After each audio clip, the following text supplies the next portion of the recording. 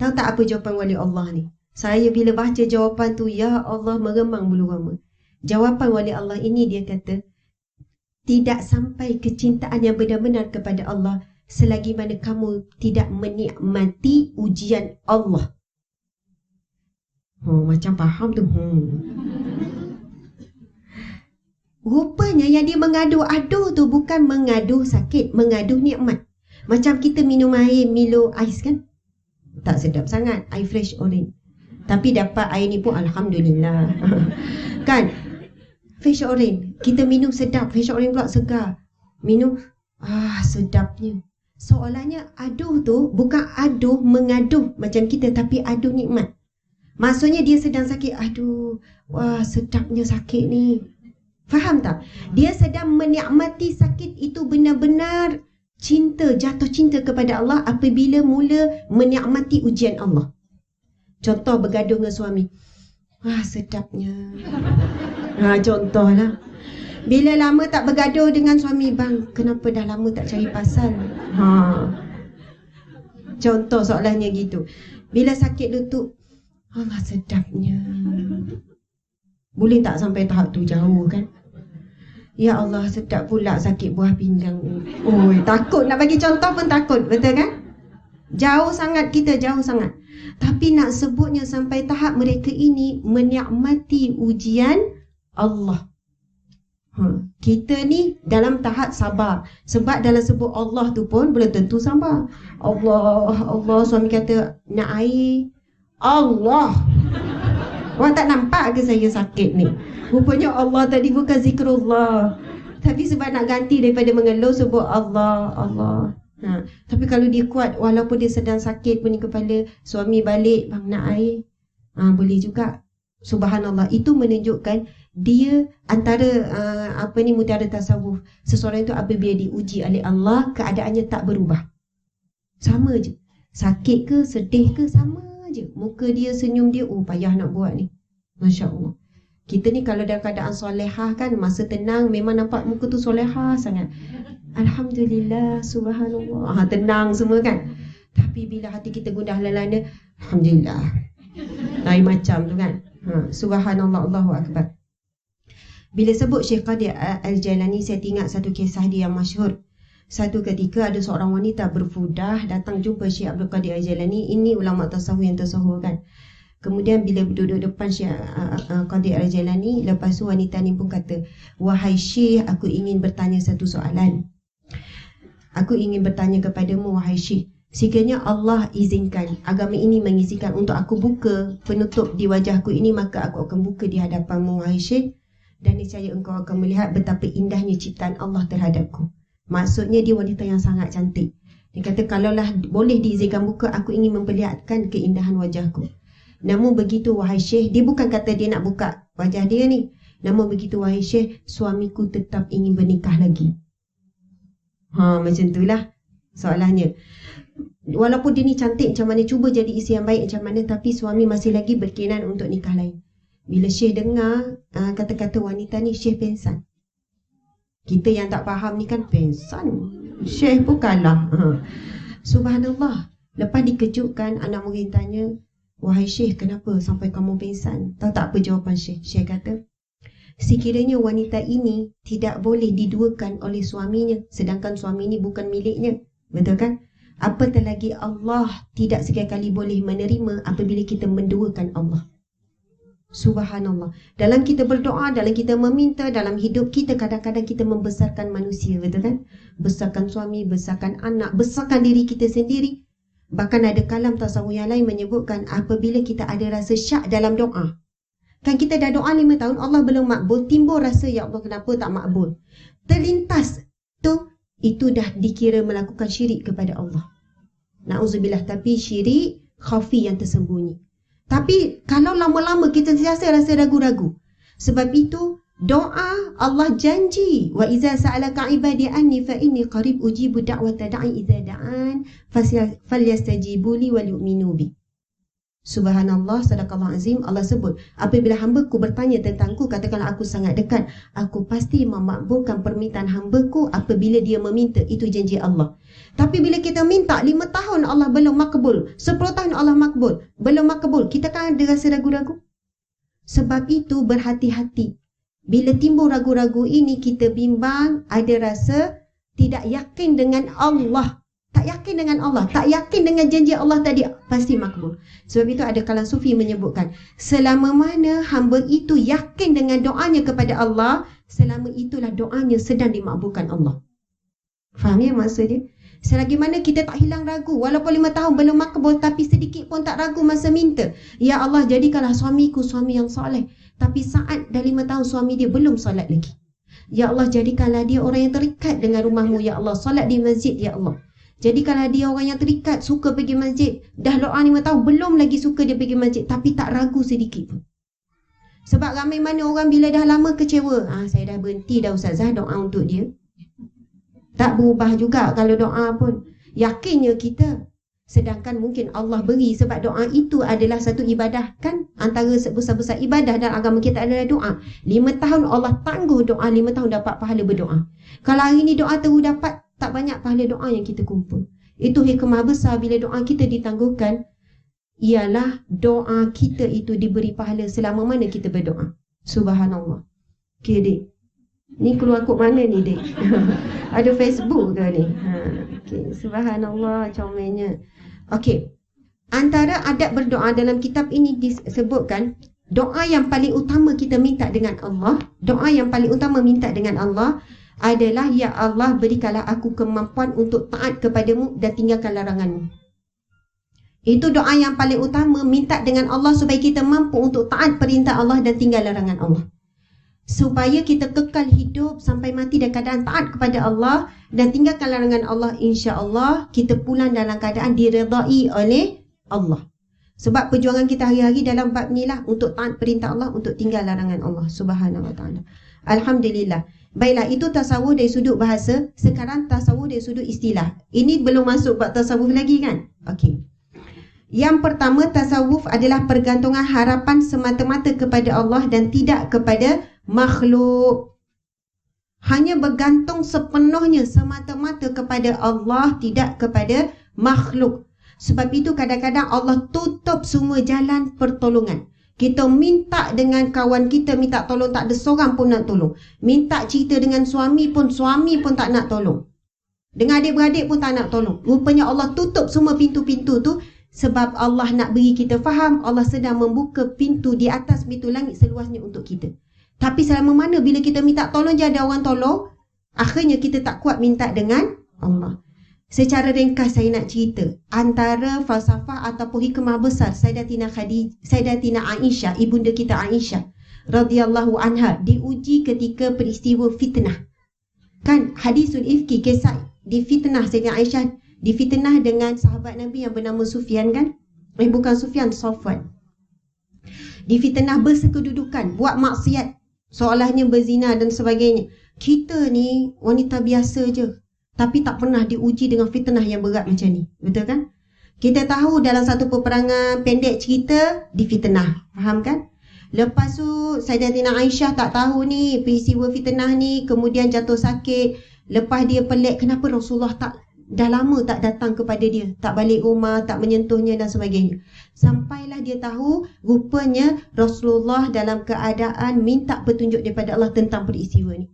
Dan diceritakan ketika berlaku peristiwa fitnah ini, wahyu ditahan sangat lama. Ada kata selama 40 hari, ada kata lebih daripada tu. Maksudnya Rasulullah minta petunjuk daripada Allah tentang perkara yang berlaku, sebab Rasulullah pun tak tahu keadaan yang sebenar berlaku. Peristiwa ini juga kita boleh fahami bahawasanya Rasulullah ini adalah manusia biasa seperti kita, tidak tahu perkara ghaib. Sebab itu Rasulullah menunggu wahyu daripada Allah. Sampailah satu ketika Rasulullah pergi jumpa Sayyidatina Aisyah. Rasulullah pun bersabda, "Wahai Aisyah, sekiranya kamu benar, yakinlah Allah akan menyucikanmu, wahai Aisyah. Dan sekiranya kamu melakukan perbuatan tersebut, maka wahai Aisyah, bertaubatlah, kembalilah kepada Allah." Kita kalau dengar suami kita cakap macam tu, macam mana? Kalau kamu benar insya-Allah, tapi kalau kamu buat, taubatlah. Sampai hati awak cakap macam tu. Awak tak percaya pada saya? Sebab kita harap dia lah orang yang paling mempercayai kita. Kalau boleh kita nak dengar, abang percaya dekat awak, awak jangan risau, abang akan bersama dengan awak. Kita nak dengar ayat jaminan tu. Tapi Nabi Muhammad, subhanallah, orang yang amanah, orang yang tabligh, orang yang fatanah, orang yang sangat jujur, mengakui bahawa dia adalah manusia biasa. Tanpa pertolongan Allah dia tidak boleh menentukan sesuatu, tanpa wahyu, tanpa ilham daripada Allah. Allahu Akbar.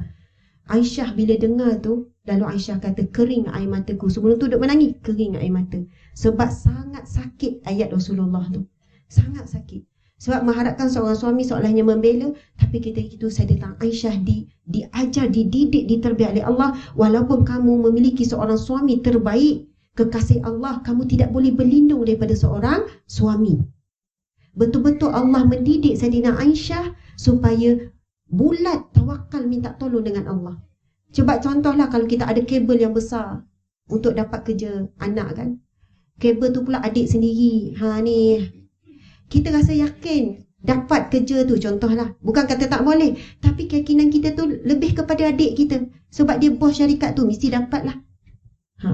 Sebab itu kadang-kadang bila wujud ramai manusia dan kita berada di kedudukan ramai boleh tolong kita, kita bimbang ketika itu kurang pergantungan kita kepada Allah. Sebab itu bila turunnya wahyu membersihkan Aisyah, lalu Rasulullah pergi jumpa Aisyah, wahai Aisyah, telah turunnya wahyu menyucikanmu sekian-sekian.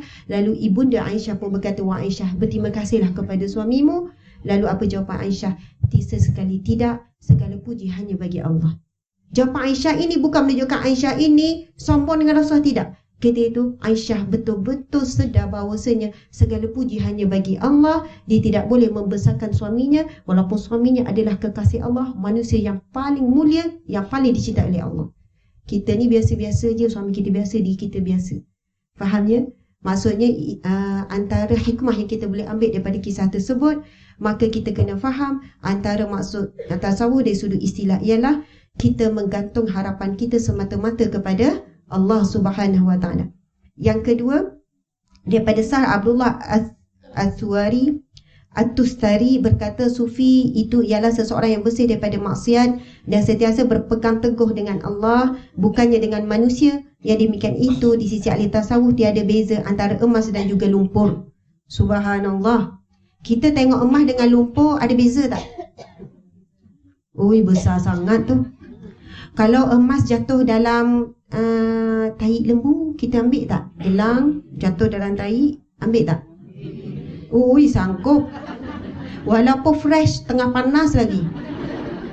Contoh, nak bagi contoh. Kebetulan tak ada pula kayu semua tak ada. Sanggup tak ambil dengan tangan? Ya ke puan kan? Kalau saya tak fikir dah. Tebal pula tu gelang. 20,000 harga gelang tu. Ambil kan? Ui, kalau tak sebab gelang tak ada, nak sentuh najis. Tapi nak cakap betapa besarnya kita menilai gelang emas tu, walaupun dalam tempat yang kotor sekalipun kita sanggup ambil. Tapi di sisi orang ahli tasawuf ni, ahli sufi ni, dia melihat lumpur dengan emas sama. Allahu Akbar, subhanallah. Jadi jauh sangat kita lah kan. Antara nasi lemak dengan nasi Bukhari pun dah jauh beza. Betul kan? Bila masjid tu kata, okey kita ada kuliah, Al-Fadhil Ustaz sekian, tapi Ustaz ni tak glamour sangat, contohlah. Tapi kita akan dijamu dengan nasi Bukhari. Semangat nak datang tu. Ataupun nasi Arab ke apa, sebab nak makan nasi tu. Jadi kadang-kadang kita perhatikan betapa besarnya tarikan dunia pada diri kita. Tapi orang ahli sufi ni sampai peringkat dia tengok dunia ni biasa je, tak rasa apa-apa. Dan bila dia hilang pun dia tak rasa apa-apa. Subhanallah. Okey, kita tengok yang seterusnya. An-Nuri berkata, tasawuf bukanlah tulisan ataupun ilmu. Yang ni penting untuk kita faham. Tetapi ia adalah akhlak.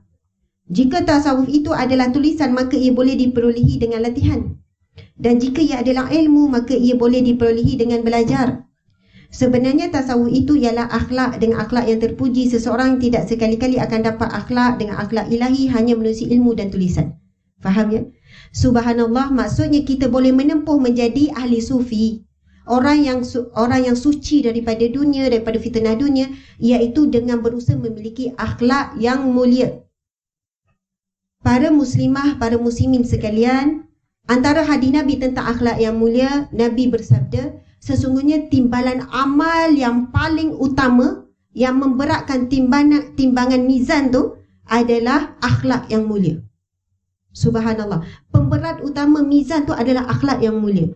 Yang kedua, hadis Nabi ada bersabda, sesungguhnya orang yang paling dekat dengan aku di mahsyar kelak, di padang mahsyar paling dekat dengan Rasulullah adalah orang yang berakhlak mulia. Subhanallah. Jadi bila kita faham tentang hadis ni, kita akan rasa tenang ibu-ibu sekalian. Sebab untuk jadi dekat dengan Rasulullah bukan dengan ilmu yang tinggi, bukan dengan harta yang banyak untuk disedekahkan, bukan dengan sekian-sekian jalannya, dengan zikir yang tanpa henti, dengan Al-Quran yang begitu banyak, dengan nafas, benda-benda yang kita nampak sukar, yang kita nampak, oh inilah golongan-golongan yang dekat dengan Rasulullah. Tapi Rasulullah memberi jalan yang mudah untuk kita, iaitu dengan memiliki akhlak yang mulia. Subhanallah. Allahu Akbar. Sebab itu adab lebih utama daripada ilmu itu sendiri. Orang yang beradab awal-awal lagi dia dah dapat ilmu. Sebab itu tak ramai orang mampu memiliki akhlak yang mulia. Nanti kita tengoklah lepas habis kuliah ni, dah mula bertolak, dah mula sekian, dah mula marah-marah. Kan dah cakap jangan cium. Contoh. Terasa tu kat Salwa belakang tu. Kan Kak Salwa kan kata jangan cium. Lepas tu ada juga nanti yang tercium juga kan. Betul. Lepas tu ada pula yang hilang marah. Kan dah cakap, dia terus sound direct. Kecil hati orang tu kan. Kadang tu dia tak perasan, dia dah salam tu dah terbiasa dia buat. Jadi di situ Allah uji dah akhlak tu. Betul kan? Lepas tu ni tengah duduk ramai-ramai ni kan ada orang main handset tu kan. Ingat tak nampak kat atas ni dia nampak. Jadi orang sebelah tu kan mulalah rasa ish, main handset tak ada adab. Bila dia terlintas macam tu, dia sedang tak beradab. Dia bersangka buruk dengan orang tu. Kok ada urgent orang tu dah balas mesej tu. Mungkin dia sedang tulis ilmu melalui mesej tu. Betul kan? Kita sentiasa diuji dengan adab, dengan akhlak ni. Sebab itu berusaha sedaya upaya untuk bersangka baik dalam keadaan situasi apa pun sangat susah. Ada orang kita duduk follow dia belakang ni nak balik lepas ni kan. Follow belakang ni, mula tengah zikir subhanallah, subhanallah, subhanallah, subhanallah. Tiba-tiba orang depan masuk tanpa bagi signal. Subhanallah. Terus. Maksud dah keadaan marah. Kalau kita nak bersangka baik, pernah tak kita duk leka bawa kereta, tak sedar lorong dah masuk? Pernah tak? Maksudnya kita leka duk mikir masalah, tiba-tiba tak perasan lorong patut masuk, kita dah masuk. Kita pun terus masuk. Dan masa sama, ya Allah maaf. Orang tu tak dengar, betul kan? Nak cakap kita pernah berada dalam keadaan tu, bersangka baik, orang tu mungkin tak perasan lorong tu nak kena masuk. Sama, kami ni pergi mana-mana selalu waste. Kan jemputan ceramah, kadang-kadang waste tu nampak macam jauh, rupanya lorong ni dah. Jadi terus masuk. Dalam masa yang sama, minta maaf. Orang tu tak tahu. Betul kan? Tapi kita mengharapkan selagi mana kita sentiasa bersangka baik dengan orang, maka begitu juga orang akan bersangka baik dengan kita. Maksudnya kekal memiliki akhlak yang baik walaupun dalam kereta seorang-seorang. Tak ada orang tengok. Tapi kalau dalam kereta tu ada orang lain, orang yang kita hormat, mungkin masa tu astaghfirullah, tak apa, dia mungkin tersilap tu. Tapi kalau duduk seorang-seorang, geram betul orang macam ni. Tak ada signal, tak kerti nak bagi ke. Sebab seorang-seorang. Sebab itu ilmu tasawuf, ilmu sufi ni, iaitu orang yang mampu berakhlak baik dalam keadaan dia seorang diri. Dalam rumah yang sunyi sepi, dalam keadaan yang dahaga, pergilah berlari-lari, kita minum air, kita pun mampu lagi bismillahirrahmanirrahim, lepas tu duduk. Tapi dalam keadaan tu kadang-kadang lupa dah semua tu. Astaghfirullah je ujung. Sebab dahaga sangat. Kalau ada cucu kat rumah, dengar cucu berlari, masa tu kat duduk. Sebab tak nak cucu nampak. Sebab banyak kita jaga akhlak, bukan kerana nak jaga akhlak kita dengan Allah, tapi dengan manusia. Ni makan sekejap lagi, kalau ada makan ke? Tak ada. Saja je sebut tu. Memang tak perlu pun ada makan tu. Tapi Rasulullah pun ada ketikanya bila ada kuliah, ada majlis ilmu, ada makan-makan dulu, bergantung. Bukannya kata tak boleh buat makan-makan, ada makan subhanallah. Bukan suruh buat makan ni ya. Maksudnya Masya Allah, tak payah sebulan saya makan. Okay. Kita pergi seterusnya. Jadi insya Allah Saya nak baca satu, benarlah kata-kata Ash-Shibli, seorang ulama sufi juga, lau zuqtum halawatal wuslah la'araftum mararatal qati'ah, yang bermaksud sekiranya kamu mula merasakan manisnya berhubung dengan Allah, hasil makrifahmu kepadanya, nescaya kamu akan merasa pahit apabila berpisah dengannya. Sekiranya kamu mula merasa manisnya berhubung dengan Allah, kamu akan mula rasa pahit bila berpisah dengan Allah. Subhanallah. Maksudnya bila kita lupa Allah, bila kita tak zikir, rasa resah gelisah. Sampai ke tahap ni, InsyaAllah. Nak sampai tahap ni mesti kena melalui jalan istiqamah. Contoh, kita dah sampai tahap istiqamah, zikir selawat 1000 kali sehari, istighfar 1000 kali sehari. Ada hari kita terlepas, rasa resah gelisah, rasa berhutang, jadi hari kedua kita akan qada buat 2000. Faham ya? Jadi sebab itu jalan nak melalui halawatul iman, kemanisan iman ni mesti ditempuh dengan jalan istiqamah. Sebab bila kita istiqamah, kita akan rasa letih dengan istiqamah. Sebab nak habiskan 1000 tu letih, betul kan? Astagfirullah, rasa macam dah lama, baru 200 lebih. Tapi kalau kita tak kejar 1000 yang kita letak tu, kita akan berhenti masa tu. Sedangkan masa letih itulah dosa kita sedang dikikis. Ramai orang berhenti bila letih. Sebab itu ada kalam ahli sufi menyebutkan, apabila orang tu sakit ataupun penat lalu dia berhenti untuk beribadah, ketika itu dia pun teringat tidak ada orang boleh menggantikan diri dia untuk amal solehnya. Faham tak? Tak ada orang boleh ganti. Penat dah boleh sambung tak? Tak ada orang boleh gantikan tempat kita untuk mengumpul pahala amal soleh. Maka bila kita ingat macam tu, maka segera kita walaupun sakit terus zikir. Sebab tak ada orang boleh ambil tempat kita untuk sambung untuk amal soleh kita. Sebab itu kadang-kadang bila kita sedang sakit, contoh sakit demam, tiba-tiba tengok telefon kan, kawan kita yang sihat-sihat tahu meninggal. Kebah demam kita tu. Betul kan? Ya Allah, subhanallah, tak sakit apa-apa. Sebab itu kematian itu adalah satu muhasabah, tazkirah, peringatan yang terbaik. Subhanallah, Allahu Akbar. Boleh lagi tak ni? Boleh, insya-Allah. Tak lama dah, 15 minit lagi nak habis. Jadi yang rasa penat, rasa ngantuk, rasa macam letih dan sebagainya, itu normal. Sebab kita dalam proses mujahadah. Tapi kalau kita hadir majlis-majlis yang suka-suka, happy-happy, memang kurang penat. Sebab apa? Nafsu kita tidak ditekan. Faham tak? Nafsu kita dilayan, memang seronok. Tapi bila ditekan, kita sampaikan benda yang henyak hati kita, henyak nafsu kita, kita rasa penat, kita rasa pedih, kita rasa sedih dan sebagainya. Subhanallah, tu yang kuyu dah tu kan. Itu tanda jiwa yang tenang. Okey, subhanallah. Pendidikan dan tasawuf. Firman Allah Subhanahu wa taala, auzubillahi minasyaitanirrajim. Saya terus baca maksud dia. Surah Yusuf ayat 53. Dan tiadalah aku berani membersihkan diriku. Sesungguhnya nafsu manusia itu sangat menyuruh melakukan kejahatan, kecuali orang-orang yang diberi rahmat oleh Tuhanku. Sesungguhnya Tuhanku Maha Pengampun lagi Maha Penyayang. Surah Yusuf ayat 53 menyebutkan tentang bagaimana proses manusia itu membersihkan diri. Kerana nak bersihkan diri, lawannya adalah nafsu. Subhanallah. Okey, mari kita layan nafsu kita sekejap. Baiklah, saya nak tanya pada jemaah sekalian. Kalau rumah, kita nak rumah macam mana? Selesa lagi? Cantik lagi? Kalau ada orang nak bagi rumah dekat kita, okey puan, saya niat nak bagi rumah kat puan, saya developer ni. Ada 2 buah rumah ni, puan pilihlah yang mana. Umur puan ni dah 67 dah, dekat 70. Gigi pun dah tak ada. Pagar pun dah runtuh. Okey, umur dekat 70. Tapi developer ni nak bagi rumah kan. Satu rumah teres makcik. Rumah teres 1 tingkat. Ada satu lagi rumah banglo 3 tingkat, ada lift sekali. Makcik nak yang mana?